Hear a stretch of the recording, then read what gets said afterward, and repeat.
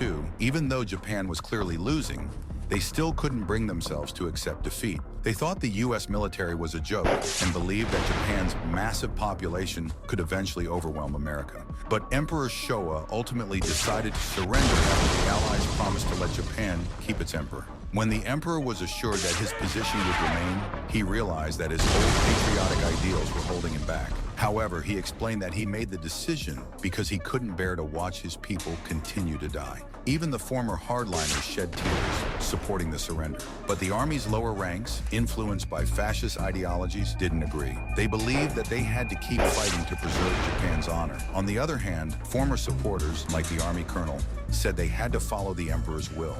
The young officers were furious and confused, because they knew that Japan's defeat meant they would have to commit seppuku to atone for it. Despite this, some radical members were secretly planning something new.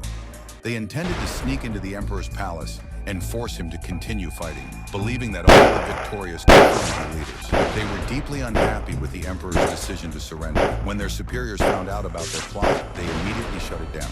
But the radicals didn't give up. They tried to persuade the emperor's personal guard commander by using the example of the Soviet Revolution to convince him to join their cause.